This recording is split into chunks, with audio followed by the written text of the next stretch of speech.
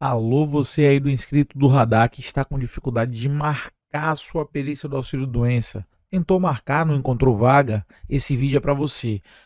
Auxílio-doença sem precisar passar pela perícia médica do INSS.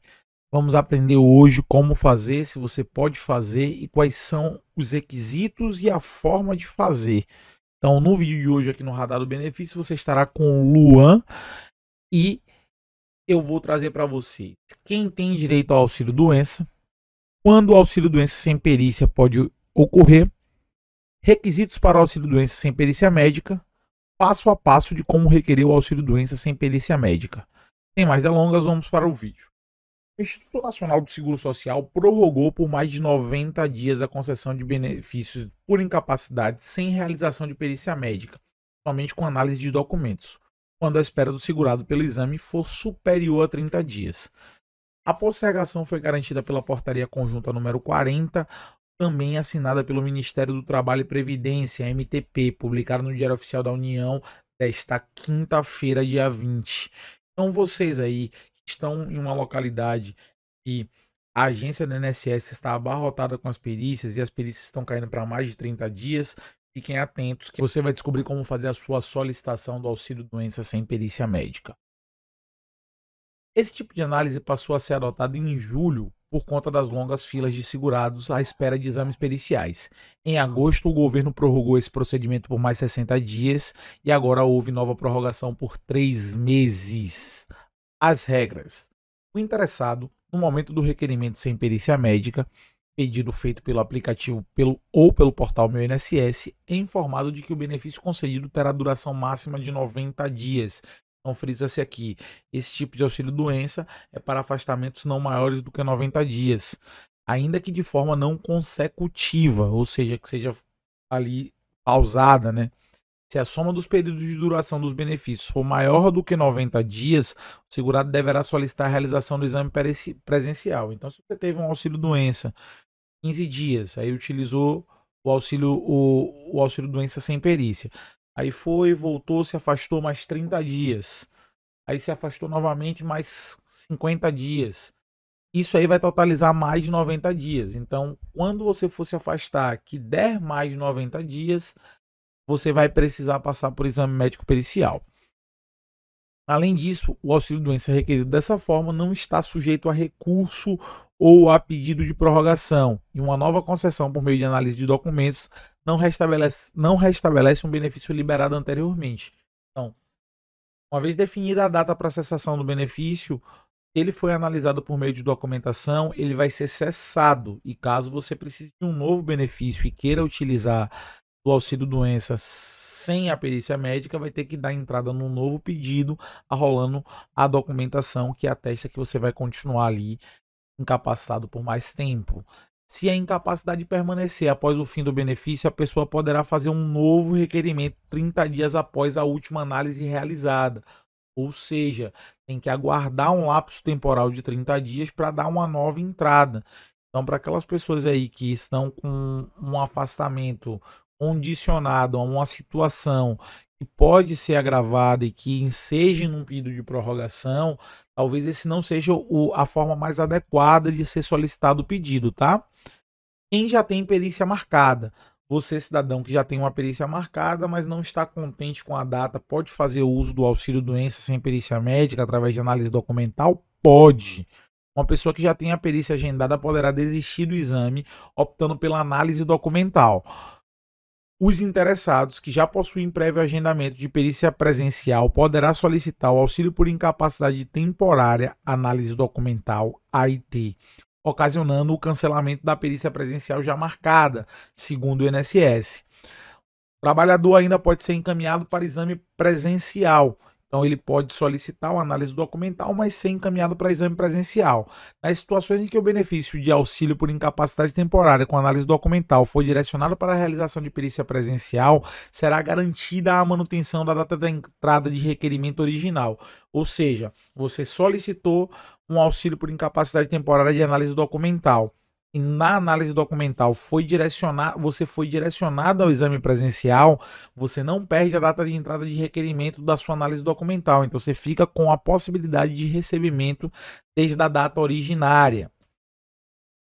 Na prática, é o trabalhador que deverá providenciar o agendamento de perícia médica presencial por meio do serviço perícia presencial por indicação médica. Então você solicitou o AIT, que é o auxílio por incapacidade com atestado médico, com a documentação médica, sem a perícia médica, e você teve ali a indicação de que você precisava de uma perícia presencial.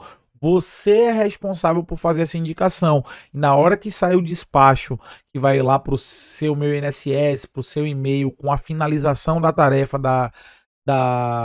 do auxílio doença, com análise documental, você tem lá a indicação de que você precisa realmente procurar o Meu INSS ou ligar para o 135 para poder fazer a sua perícia médica. E aí ele indica inclusive o serviço, que é perícia presencial por indicação médica.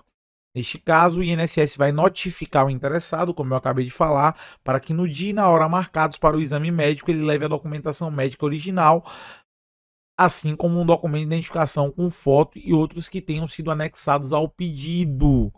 Então, depois de feito o agendamento, depois de você ter entrado em contato com o 135 ou ter agendado a perícia presencial por indicação médica no Meu INSS, você vai ser lá indicado data e hora, notificado de data e hora da perícia médica, onde você deverá levar a documentação original e a sua documentação de identificação. A ausência do agendamento no prazo de 30 dias implicará em arquivamento do processo por desistência do pedido. Então, se o cidadão não providenciar fazer a solicitação da perícia médica presencial, nos casos em que for necessário, ele vai ter o seu processo ali desistido a pedido. Como funciona? Os segurados do INSS podem cadastrar documentação médica pelo aplicativo ou pelo site do Meu INSS, tendo o atestado ou laudo médico avaliado remotamente por médicos peritos. Lembrando aí, se você, depois de ter visto tudo isso que viu do vídeo, está interessado em fazer o procedimento de auxílio-doença sem perícia médica, agora é a hora do vídeo que lhe interessa. De acordo com o INSS, o atestado ou laudo médico, além de legível e sem rasuras, deve conter necessariamente as seguintes informações: nome completo do requerente, data de emissão do documento, que não poderá ser superior a 30 dias da data da entrada do requerimento. Então, se você está dando entrada hoje no requerimento, o seu atestado não pode ser datado de 30 dias para trás, tá? Tem que ser no máximo 30 dias. O que não informações sobre doença ou CID, assinatura e carimbo do profissional com registro do conselho de classe. Pode ser eletrônica, desde que respeitados os parâmetros estabelecidos pela legislação vigente, além da data de início e prazo estimado do afastamento indicado pelo médico. Tudo isso tem que conter no atestado para que o auxílio-doença sem perícia médica possa ser concedido. O segurado que já estiver com perícia médica agendada poderá optar por análise documental, desde que a data da emissão do atestado ou laudo não seja superior a 30 dias. É um dos requisitos que a gente acabou de falar. Quando fizer essa opção pela análise documental, será garantida a observância da data da entrada do primeiro requerimento, ou seja, da data da entrada que você agendou sua perícia. Tá? Então, sempre vai ser garantido aquilo que você fizer primeiro. Ou, no caso de se você agendou primeiro o auxílio-doença sem perícia médica, mas precisou fazer a perícia indicada pelo INSS, garante-se a data da entrada de requerimento do auxílio-doença sem perícia médica. Se foi o contrário, você agendou uma perícia, mas não está satisfeito com a data, quer fazer o auxílio-doença sem perícia médica, garante-se também a data de entrada de requerimento daquele momento que você fez o agendamento da perícia. Esse tipo de concessão não é válido para os benefícios por incapacidade acidentários, aquele que em decorrência de um acidente do trabalho ou que é em decorrência de um acidente do trabalho ou doença ocupacional. Então, veja você que nos casos em que você tiver sendo atestado ali um benefício por incapacidade acidentário, não servirá as regras do auxílio-doença sem perícia. Como fazer o requerimento do benefício pela internet? Essa é a hora mais prática aqui. Então, baixe o aplicativo do Meu INSS no celular ou acesse pelo login no gov.br, no portal do Meu INSS, pela internet, faça o seu login informando CPF e senha. Acesse o portal Meu INSS usando sua conta GovBR. Você não sabe como fazer sua conta GovBR, tem dúvidas a respeito disso, ou está com alguma dificuldade em relação a isso, deixa aí nos comentários que a gente pode trazer vídeo em relação a isso, tá? Clique em agendar perícia e perícia inicial. Imediatamente aparece uma mensagem informando os documentos necessários para o auxílio doença sem perícia médica, apresentando atestados médicos.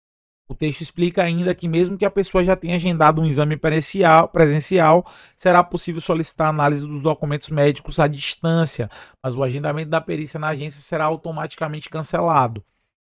Caso os documentos médicos estejam em conformidade com as orientações e o segurado queira o atendimento à distância, ele deve prosseguir.